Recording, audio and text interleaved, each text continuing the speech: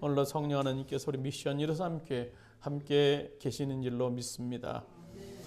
세계 제2차 대전이 종료되고 난 직후에요. 제2차 세계대전은 독일, 이탈리아, 일본 이렇게 3개국과 미국, 영국, 러시아, 중국 이렇게 해서 연합군이 싸운 전쟁이에요. 근데 그 전쟁이 이제 연합군의 승리로 마무리가 됩니다. 그래서 필리핀의 산악 지역, 필리핀이 굉장히 당시 전쟁이 크게 있었던 전장터였었는데요. 산악지대 깊이 숨어 있는 일본 군인들에게 연합군이 헬리콥터에서 저공 비행을 하면서 종전 방송을 알렸어요. 그 일본 사람들이 산속에 깊이 들어가 있으니까 군인들이 이제 전쟁 상황을 잘 알 수가 없었겠죠. 당시 인터넷이나 라디오 그런 것도 별로 없었던 시대였기 때문에 이제 종전 방송을 알립니다. 전쟁이 끝났습니다. 일본 군들은 항복하고 나오십시오. 나오시면 당신들을 본국으로 우리가 다 돌려보내겠습니다. 그런 방송을 수없이 헬기를 타고 알렸어요. 근데 숨어있던 일본 군인들은 저거 우리를 지금 다 끌어내려는 전술 전략이야. 내가 거기에 속겠어?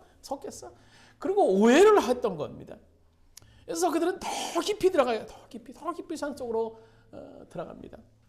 그래서 어떤 일본 군인은 종전 후에 무려 30년이 전쟁 끝난 그 기간 동안에 동굴 속 깊이서 들어가서 생명을 유지하다가 1970년대에 발견됐는데 필리핀 산악 지역에서 이 동굴 속에서 원시인 모습을 하면서 지낸 그런 일본인이 발견된 그런 적이 있습니다.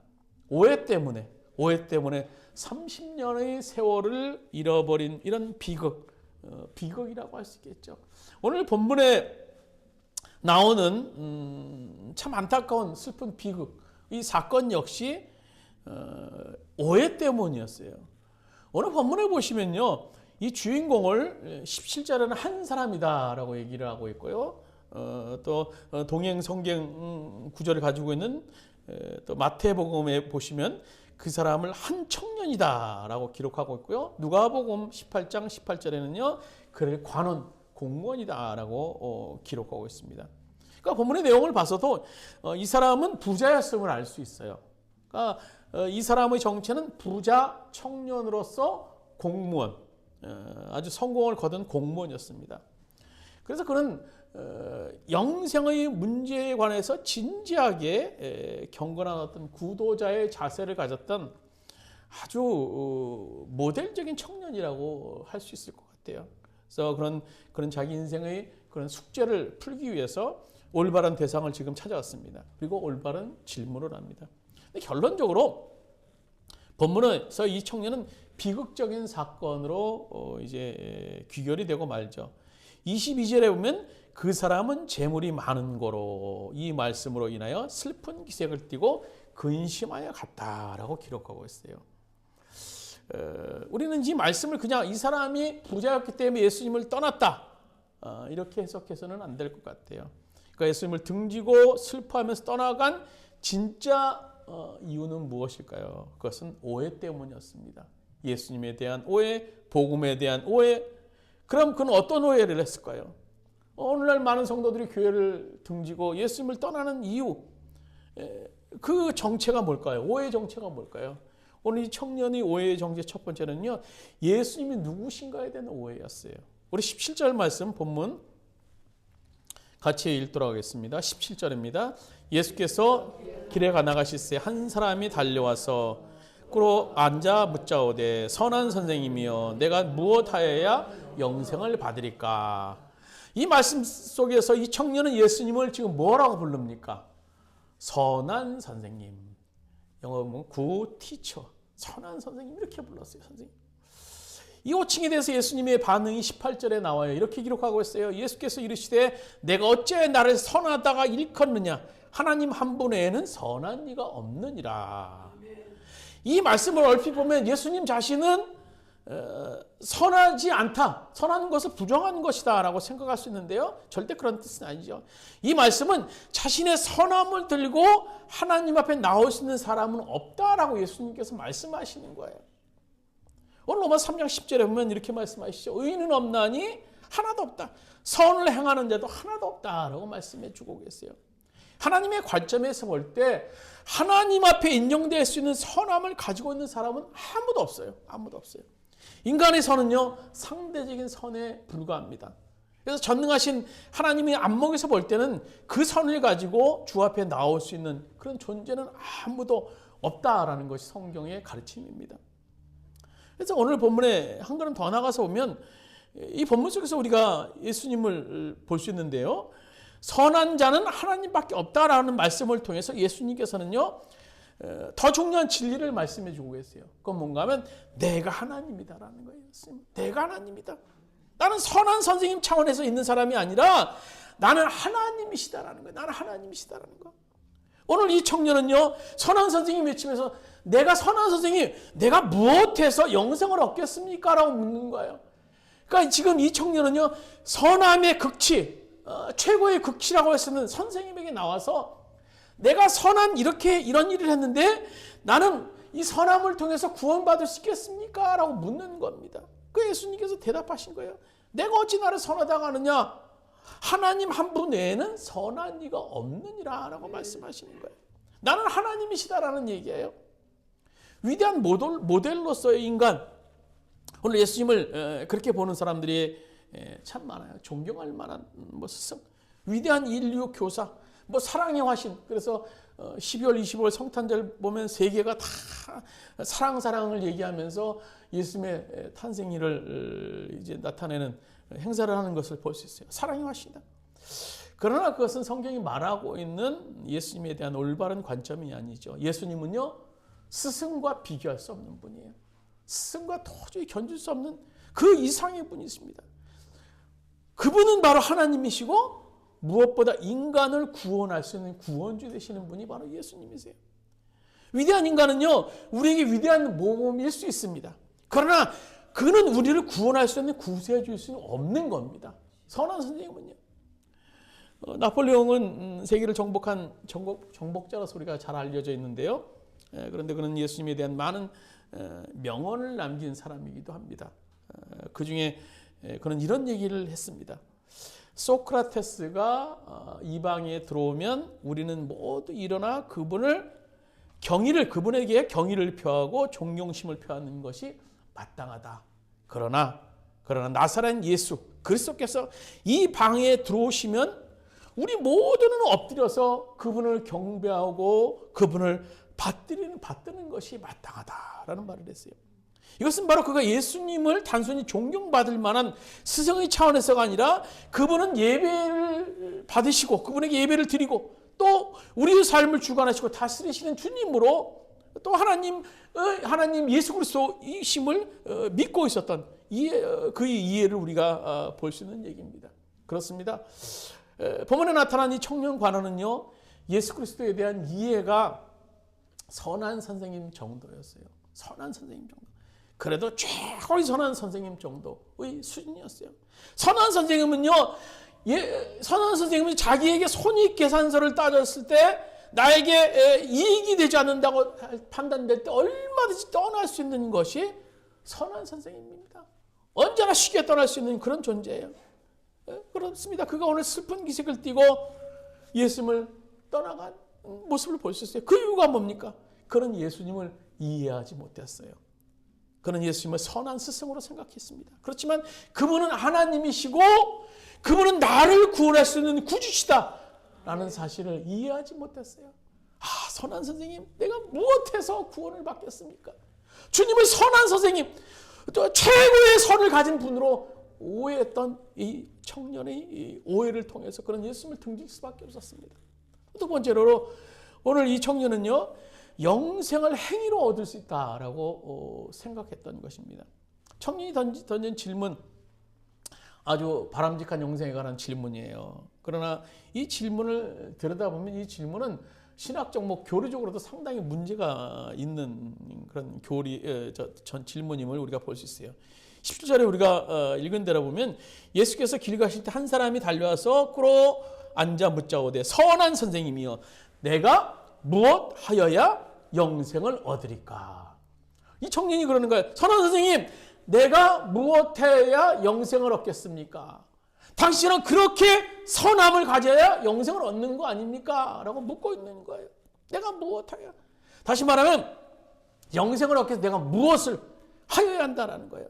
내가 무엇을 행해야만, 내가 굉장히 커다란 선을 행해야만, 내가 굉장히 커다란 업적을 얻어야만 주님이 아마 나에게 영생을 주실 것이다 라고 이 청년이 생각했던 거예요. 그는 그렇게 영생을 얻는 방법을 생각하고 있었던 겁니다. 이 질문에 예수님께서 18절에 이렇게 말씀하시죠. 우리 18절 말씀 같이 읽도록 하겠습니다. 내가 어찌하여 나를 선하다가 일컫느냐? 하나님 한 분 외에는 선한 이가 없느니라. 이것은요, 너희 선을 들고 하나님 앞에 접근할 수 없다라는 그런 말씀인 겁니다. 선으로 영생을 얻을 수 있다고 생각하느냐? 오늘 예수님께서 이 청년의 마음을 찌르는 거예요. 이 청년이 선한 선생님, 내가 무엇하여야 영생을 얻겠습니다라고 묻는 거예요. 선한 선생님에게. 예수님께서 말씀하시죠. 내가 어찌 나를 선하다고 하느냐? 나를 선하다고 하느냐? 하나님 한 분 외에는 선한 이가 없다라고 말씀하신 이 의미는요, 선으로 영생을 얻을 수 있다고 네가 생각하느냐고 예수님께서 지금 이 청년에게 되려 반문을 하고 있는 거예요. 19절에 보면 예수님께서 계속 말씀하시죠. 내가 계명을 안 하니 살인하지 말라, 간음하지 말라, 도둑질하지 말라, 거짓 증거하지 말라, 속여 취하지 말라, 내 부모를 공경하라 하였느니라. 내가 이대로 하고 있느냐? 오늘 예수님께서 질문하는 거예요. 그러나 놀랍게도 이 청년은 이렇게 대답하죠. 20절 말씀 같이 읽도록 하겠습니다. 20절입니다. 여쭤오되 선생님이여 이것은 내가 어려서부터 다 지켰나이다. 이 청년이 도덕적으로 굉장히 어떤 프라이드, 자부심 그런 것을 가지고 있는 꽤 괜찮은 삶을 살아온 그런 젊은이였던 것 같아요. 그러니까 이 정도 웬만한 사람은 대답하기 힘들지 않겠습니까? 선생님, 전 어려서부터 이런 계명을 다 지키면서 살아왔습니다. 그러나 이런 대답의 밑바탕에 깔려있는 게 뭡니까? 그것은 이 청년은 아직도 자기의 실체를 보지 못했다라는 거예요. 자신 안의 실체. 그런 그를 안타까워하시면서 오늘 예수님께서 21절에 이렇게 말씀하시는 모습을 볼 수 있어요. 예수께서 그를 보시고 사랑하사.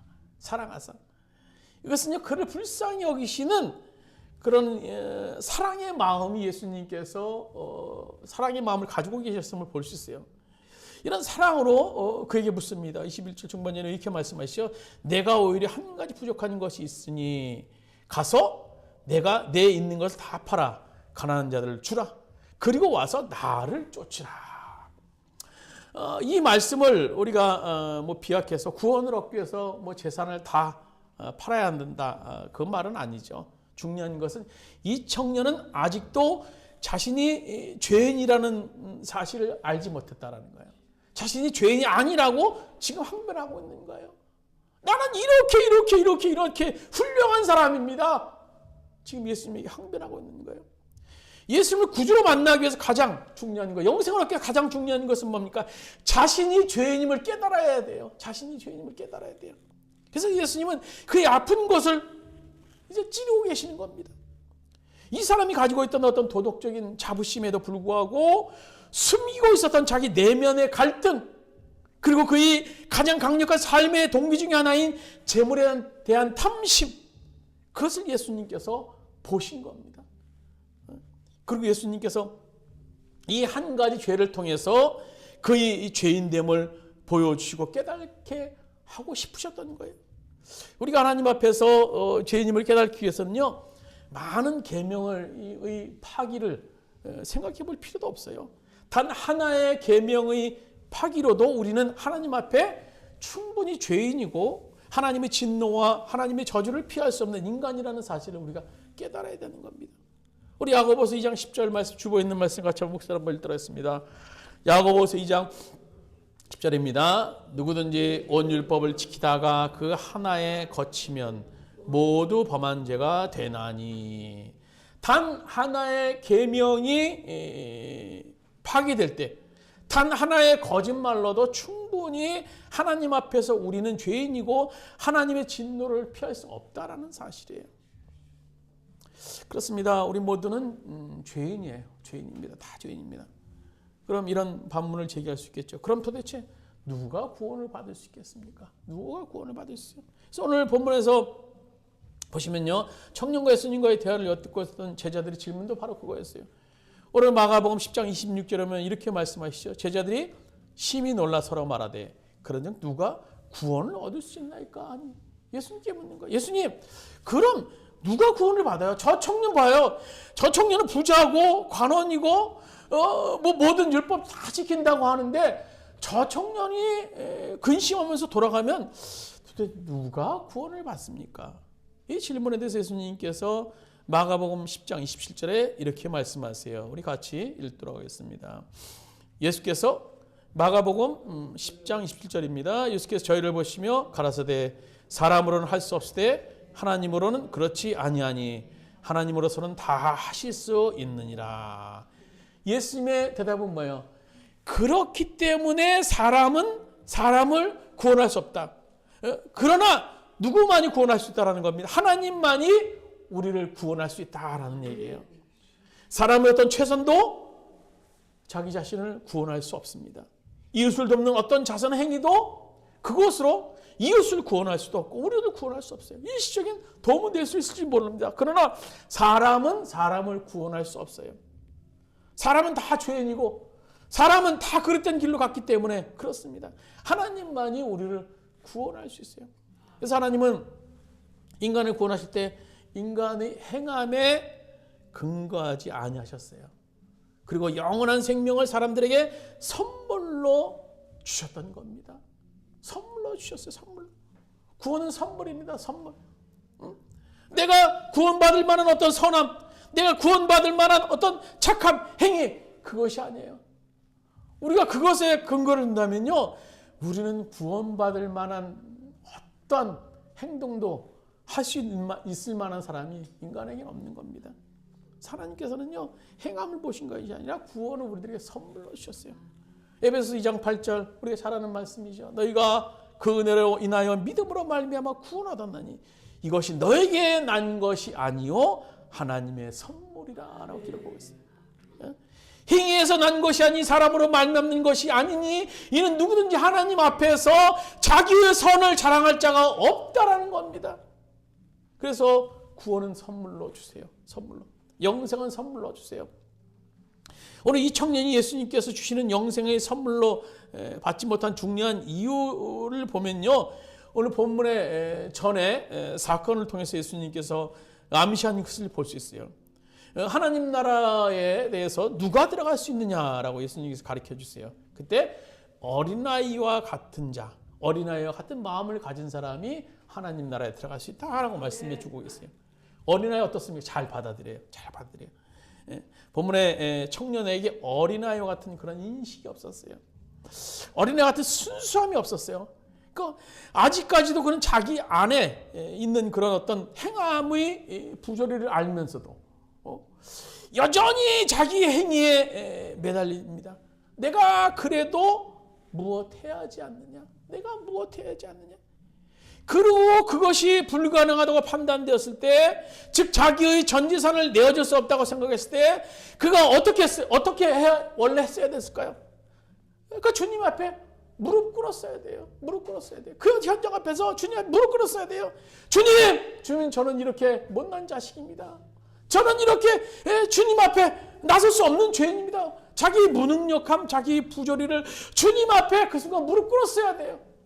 아, 나는 이렇게 선을 행하지 못하니까, 나는 재산을 다 내줄 수 없으니까 나는 선함으로 구원받을 수 없나 보다 하고 돌아서야 되는 것이 아니라 그 순간 이 청년은 예수님 앞에 무릎 꿇었어야 되는 거예요. 그리고 주님, 저는 죄인입니다. 저는 죄인입니다. 무릎 꿇었어야 돼요. 그러나 그는 예수님에게 돌아서요. 여전히 행함이 영생의 근거라고 믿었던 그에게 어쩔 수 없었던 겁니다. 아, 나는 그것을 행하지 못하니까 구원받을 수 없나 보다. 라고 돌아섰던 이 청년은 바로 구원에 대한 오해 때문에 예수님을 등질 수밖에 없었던 겁니다. 마지막으로 세 번째는 인생은 우선순위의 오해가 오늘 이 얘기에 있었어요. 우리가 흔히 행복이라고 할 때 그것은 우리가 정한 어떤 우선순위에 따라가서 살아가는 삶을 살 때 우리는 행복하다라고 얘기를 합니다. 그럼 반면에 불행이란 뭘까요? 그것은요, 우리의 인생의 우선순위 혼란에서부터 생긴다고 볼 수 있습니다. 오늘 이 청년은요, 지금 우선순위 혼란이 왔어요.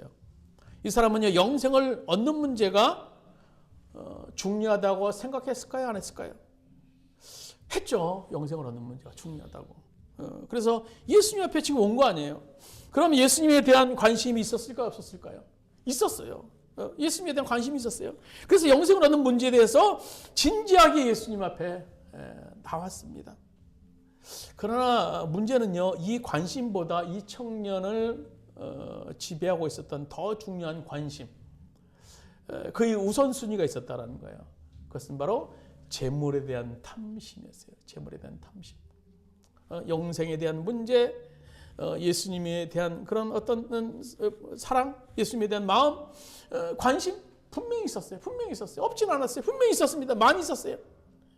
예수님이 안 중요한 것도 아니고요, 영생을 얻는 것이 안 중요한 것도 아니었어요. 구원의 문제가 인생에서 중요하다, 그 정도는 오늘 이 사람이 몰랐겠습니까? 분명히 알았어요. 그래서 예수님의 과감히 나왔던 겁니다. 그럼에도 불구하고 이 사람을 지배하고 있었던 가장 중요한 관심은 재물에 대한 탐심이었어요. 재물에 대한 탐심. 자기 재산을 늘리고 재물을 축적하는 것, 그것이 가장 중요한 우선순위. 결국 우선순위에서 예수님은 밀려납니다. 영생은 밀려납니다. 그래서 그는 마침내 예수님을 등지고 떠나갈 수밖에 없었던 슬픔의 주인공이 되고 말았던 겁니다.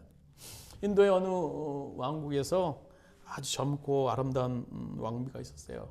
그런데 그 왕비는 왕과 결혼한 지 1년 만에 병으로 그만 죽고 말았습니다. 그래서 왕이 정성스럽게 묘를 만들어주고 무덤을 이제 만들어줬어요. 그래서 얼마 후에 이제 다 안장이 끝난 후에 그 묘 앞에 이렇게 나가봤는데 너무 묘가 썰렁한 거야, 쓸쓸해 보여요. 그래서 저 여인이 살아생전에 우리가 이렇게 사이가 좋았으니까 내 모습을 한 멋진 동상을 하나 옆에 세워줘야겠다. 그래서 동상을 하나 탁 세워놨습니다. 아주 보기 좋았어요.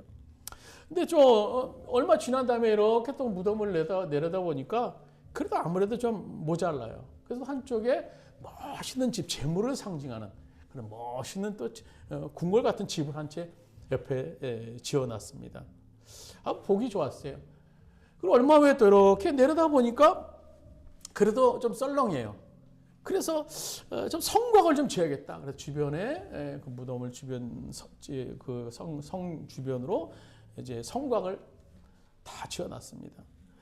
그 후에 이제 시간이 지난 다음에 이렇게 내다보니까 너무나 아름다운 거예요. 멋있는 동상도 있고, 웅장한 성도 있고, 또 성곽도 되어 있고. 자세히 보니까 그 중앙 안에 무덤이 하나 있던 겁니다. 그래서 무덤이 너무나 보기 싫었어요, 이제는요. 까맣게 잊어버렸던 것이죠. 그래서 신하들에게 얘기를 합니다. 저 가운데 있는 무덤을 없애버려라. 치워버려라. 아니, 왜 그곳을 꾸민 이유가 뭡니까? 그 무덤인 왕비의 무덤을 잘하기 위해서 만든 거 아닙니까? 우리도 이러한 과오를 범하고 있지는 않는 건지 모르겠어요. 그렇게 소중하게 생각했던 구원의 문제, 영생의 문제, 예수님, 그러나 그것은요, 내 생활의 우선순위에 밀려서 지금은 나에게 이제 귀찮은 존재가 되고 있는 것은 아닌지 모르겠어요. 집어치워버려. 없애버려. 먹고 살기도 바쁜데. 언제는 그렇게 영생의 문제가 예수님이 나에게 소중했는데, 이제 세월이 지나고 세상에 섞여 살다 보니까 다 잊어버려서 집어치워버려. 먹고 살기 바쁜데 먹고 살아야지. 여러분, 가장 중요한 우선순위가 어디에 있습니까? 오늘 본문의 이 청년은요, 예수님도 영생도 중요하게 생각했지만 그보다 훨씬 중요한 것이 재물이었어요. 재물. 그것은요, 엄격한 의미에서 뭡니까? 우상입니다. 우상. 우상의 정체가 뭘까요? 하나님과 나 사이에 끼어드는 것. 그것 때문에 하나님을 제대로 바라보지 못하게 하는 것. 하나님의 사랑을 느끼지 못하게 하는 것. 그것이 우상인 겁니다. 이 청년은요, 이 우상을 극복하지 못했던 겁니다. 마지막으로 한 예화를 하나 들고 마치도록 하겠습니다. 영국이 전 세계를, 모든 바다를 지배했던 그런 해상 왕이었던 그런 시절에 있었던 일입니다. 영국이 큰 함선, 무역선이 이제 아프리카에서 많은 금을 발견하고 거기서 금괴를 만들어서 영국으로 돌아오는 길이었어요. 거의 다 와서 큰 풍랑을 만나고 그만 암초에 배가 부딪히고 맙니다. 그래서 조난의 위기상, 그래서 멀리서 영국에서 그걸 본 거예요. 그래서 조난선을 이제 가까이 띄우려고 갔는데 너무 파도가 심하니까 그 배 앞에 가까이 갈 수 없었어요. 쌀 수 없이 어떻게 할까 하다 로프를 던졌습니다. 많은 여러 로프를 던져서 사람들이 그 배에서 내려서 헤엄쳐서 풍랑을 헤치고 로프에 몸을 묶고 이제 당기는 형식으로 이제 일을 했던 겁니다. 나중에 많은 사람을 이제 구조를 했지만 또 많은 사람이 물 안으로 빠져서 죽고 말았어요.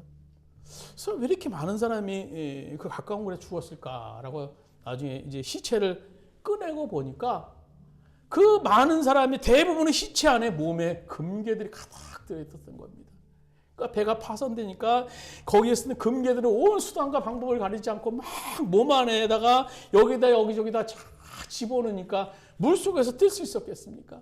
그래서 그 금괴 때문에 수많은 사람들이 죽고 말았다라는 그런 얘기였습니다. 얼마나 어리석은 인생입니까? 무엇이 더 중요하냐? 이 순간 무엇이 더 중요한가? 오늘 우리 인생에 있어서 무엇이 중요합니까? 예수보다 더 중요한 것이 무엇이 있습니까? 여러분, 예수님이 길이요 진리요 생명이라는 사실, 그 사실을 믿으십니까?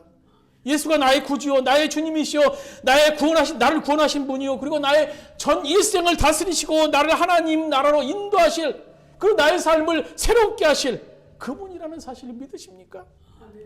그렇다면 예수보다 더 중요한 것이 없어야 될 줄로 믿습니다. 구원의 문제보다 더 중요한 문제가 없어야 될 줄로 믿습니다. 오늘 이 부자 청년, 공무원, 관원이었던 이 청년은 바로 인생의 오해를 통해서 슬픈 기색을 하고 돌아설 수밖에 없었습니다. 그러나 오늘 우리는 이 청년을 거울 삼아서 이 삶에서, 오늘 이 땅에 주어진 우리 삶에 있어서 무엇이 더 중요한가, 우리가 어떤 삶을 살아야 되는 것인가를 깨닫고 오늘로 그 삶을 위해서 매진할 수 있는 우리들의 삶이 될 수 있기를 주님의 이름으로 부탁드립니다. 우리 기도드리시겠습니다. 주님, 오늘 이 부자 청년의 모습 속에서 오늘 우리들의 모습이 보이는 것은 무엇 때문입니까? 여전히 우리들 안에 예수님이 나의 구주요, 나의 소망이요, 또 영원히 가야 될 주인이심을 고백하고 있지만 여전히 재물 때문에, 물질 때문에, 먹고 사는 문제 때문에 다 있고 그것이 우선순위가 되어 있던 오늘 우리들의 삶임을 고백합니다. 주님이 용서하여 주시고 우리 삶의 주인 되시고 내 영원한 나라 가야 될 그것의 주인 되시는 그분을 신뢰하며 그분을 위해 삶을 살고자 결단하는 우리 모든 미션 153개 성도들 될 수 있도록 주께서 인도하여 주시옵소서.